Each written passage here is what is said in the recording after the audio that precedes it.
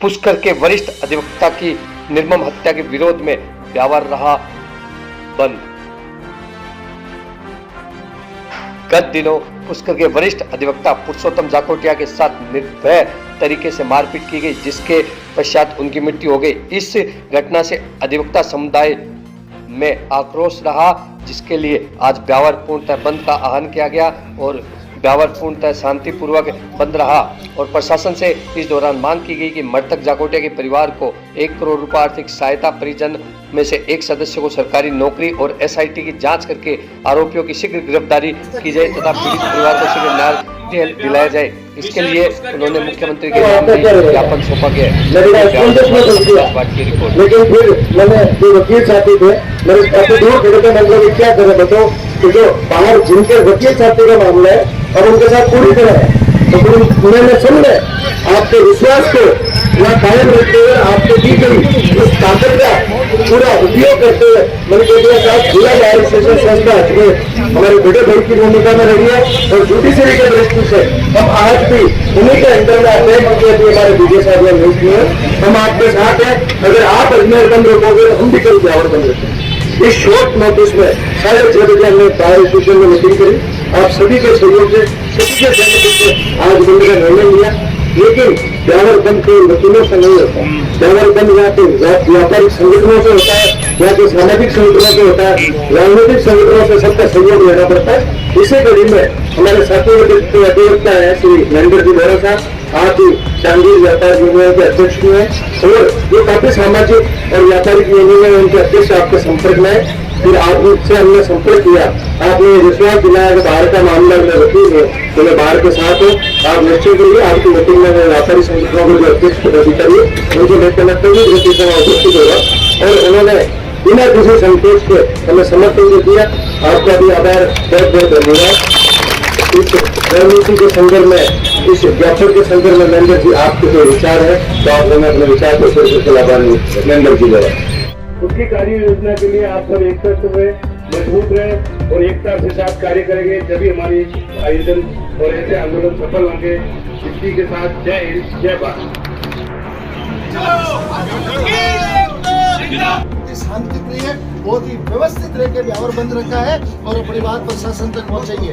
अब पिछले 10 मिनट बाकी शेष रहे अपने उस कार्य योजना में, तो आपसे फिर मेरी हाथ जोड़ के गुजारिश है, ब्यावर शहर हमेशा अनुशासित, न्यायप्रिय और शांति प्रिय रहा है, तो अपने उसी का परिचय देना है। और आज कलेक्टर साहब कहीं बाहर गए हुए, उनकी जगह उपखंड अधिकारी साहब आ रहे हैं, अपन उनको ज्ञापन देंगे, पढ़कर सुनाएंगे, उसके बाद अपनी सभा अपने कानून की कैबिन में फांसी दो, फांसी दो, वकील के हत्यारों को फांसी दो, फांसी दो, वकील के हत्यारों को फांसी दो, फांसी दो, वकील के हत्यारों को फांसी दो, फांसी दो, वकील के हत्यारों को फांसी दो, फांसी दो, वकील के हत्यारों को फांसी दो, फांसी दो, वकील के हत्यारों को फांसी दो, फांसी दो, वकील के हत्यारों को फांसी दो, फांसी दो, वकील के हत्यारों को फांसी दो, फांसी दो, वकील के हत्यारों को फांसी दो, फांसी दो, वकील के हत्यारों को फांसी दो, फांसी दो, वकील के हत्यारों को फांसी दो, फांसी दो, वकील के हत्यारों को फांसी दो, फांसी दो, वकील के हत्यारों को फांसी दो, फांसी दो। आवाज दो, आवाज दो, आवाज दो, वकील एकदम जिंदाबाद, वकील एकदम जिंदाबाद, वकील एकदम जिंदाबाद, वकील के हत्यारों को फांसी दो, फांसी दो, वकील के हत्यारों को फांसी दो, फांसी दो, वकील के हत्यारों को फांसी दो, फांसी दो। तो बाहर आए तो गत दिनों पुष्कर के वरिष्ठ अधिवक्ता श्री पुरुषोत्तम जी जाकेटिया के साथ निर्मम तरीके से मारपीट की गई, जिसके कारण उनकी मृत्यु हो गई है। इस घटना से अधिवक्ता समुदाय में घटना के पश्चात से ही भारी आक्रोश रहा है, क्योंकि श्री जाकेटिया जी ही अपने परिवार का पालन पोषण करते रहे।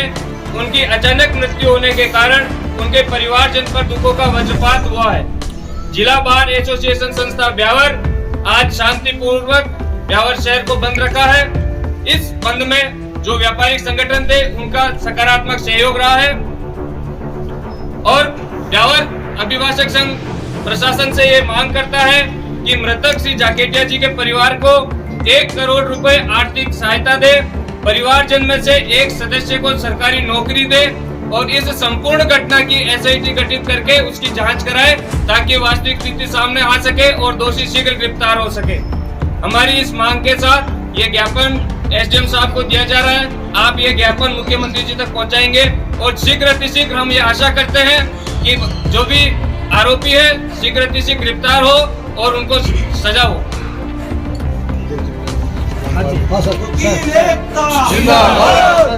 अरे बोलो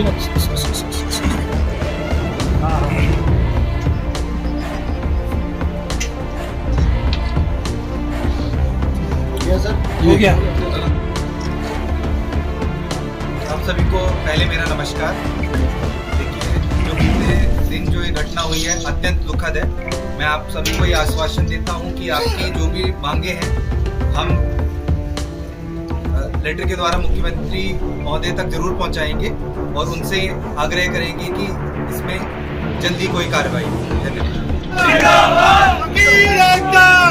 भी है। हमारी ये मांग है कि जिस तरह से सुप्रीम कोर्ट ने जब डायरेक्शन दे दिया कि इस तरह से कोई गाड़ी को मॉडिफाइड करके हाई वॉल्यूम से नहीं चला सकते, उससे कई तरह के आम आदमियों के नुकसान हो रहे हैं और शराब पी के तो हो ही रहे, लेकिन हमारी आपसे ये भी मांग है आप अपने क्षेत्र में इस तरह के जो भी डीजे हैं उनको कम से कम थोड़ा सा पाबंद करें। बिल्कुल आप लोग की बात सुन ली है। साहब आपको 3-3 बजे तक चलते हैं।